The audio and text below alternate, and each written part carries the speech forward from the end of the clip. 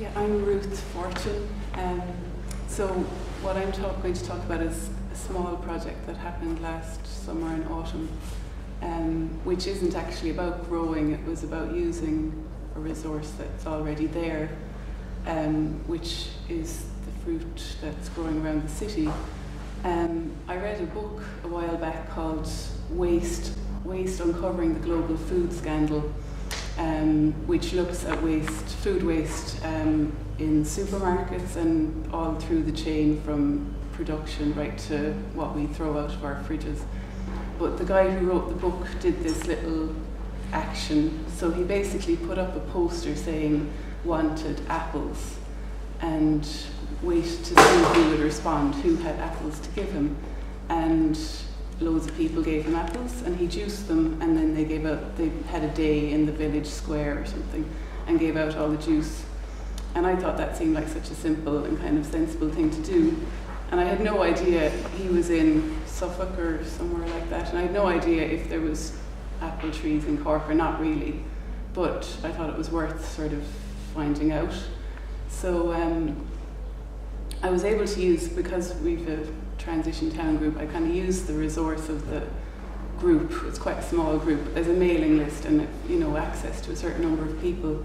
So I just sort of floated the idea. Basically I made a poster, was thinking a bit about how to communicate it, and the first thing I did was send the poster to all the churches just by email so that they could put it in mass booklets, because I had this idea that a lot of older people can't pick their own, if they do have apple trees, they can't necessarily pick their own fruit, and a lot of them would have more established gardens and more established trees.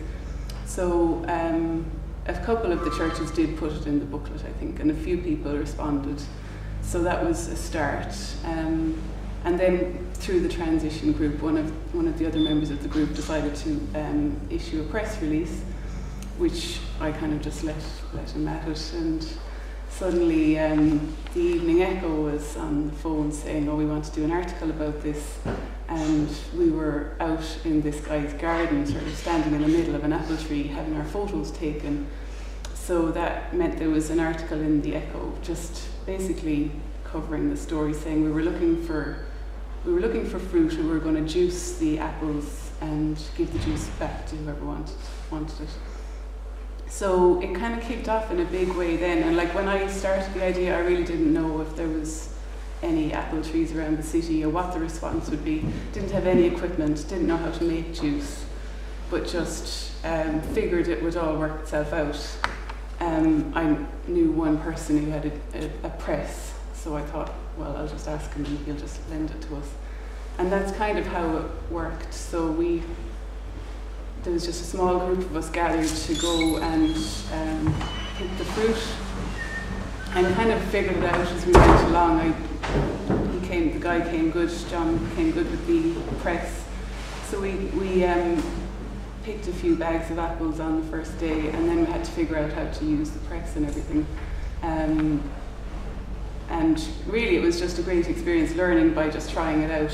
We discovered that you have to kind of bash the apples up and make them into small bits to juice them properly. So we had a very sophisticated system with a bucket and a big stick where you just hit the apples really hard, and that did the job. We made a whole load of juice. It's a very quick sort of rewarding thing to do, because you kind of see the results there and then, which was part of the reason I did it as well, was because I had planted a few apple trees on my parents' land, and it's on the coast, and I could just see the blossom getting blown off, and I was thinking, this is going to take years before we have any apples. And if there are established trees, why not make use of them?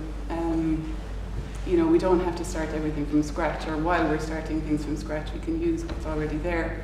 So we got to see some really great back gardens around the city. I ended up with a list of about, I think, 17 or 18 people who were willing to have us come and pick their apples. We couldn't go to them all because we were only about 4 or 5 people, or maybe up to 8, at varying times. So we didn't have the time to do that much, but loads of people were what I discovered is we were like a resource or a service for them, because they were having trouble with rotting fruit on their lawns and pests and that kind of thing. So that was the sort of an unexpected side of it. So we only went to quite a small number of houses. We brought the apples back to the South Pres on Evergreen Street. There's a community centre there. Just used their yard and just had like milk cartons that we sterilised and poured the juice into them, and took some away ourselves, gave some back to the people who donated the apples, left some in the South Pres, because there's various community groups there and they just help themselves. So we didn't have, it wasn't pasteurised or anything. I think you can, if you can pasteurise it, you can keep it for longer, but this had to be, you had to drink it quite quickly. What else? So it was really just quite a positive experience. We ended up also being on the TV, on the 6 o'clock news, and on the radio on Countrywide on the Saturday morning programme. So it really seemed to capture maybe it was a slow time for the news or something, but it captured the imagination a bit. And because it's a seasonal thing, I think you get a bit of energy around it, just because it's a limited time and you put a lot of energy in, but you know you're going to kind of be able to take a break again once the season is over. So we're hoping to do it again this year. I would like to build a press. You can make presses that are a bit bigger. The small ones that people have are they're lovely, like wooden cylinders. But you can make bigger ones and just hand make them. I don't think they cost very much to make, and there's YouTube videos about how to do it. So we're hoping to build 1 or 2 of those. And I think like if the city just had a few of them, and people knew how to work them themselves, and like I don't know, we made about 100 litres or so, I'd say, but there's way more than that. Just I don't think we would need to be buying supermarket apple juice at least for a few months of the year.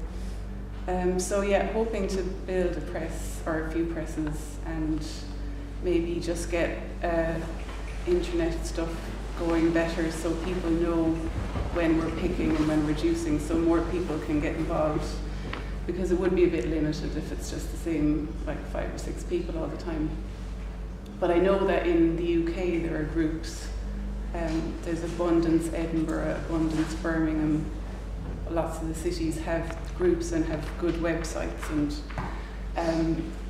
it's fairly established. Abundance Edinburgh has a part-time employee who works on it for a few months of the year, and they pick all types of fruit and they make preserves, and they've got like a bike trailer that they made, so they take a bike along to bring all the fruit home. So there's loads of potential if we just get a good few people involved. I think that's the thing, to get the bodies involved. So if anybody's interested, I'll take your details, and stay tuned. Around August time we should be kicking in again. Okay, thanks very much, Ruth.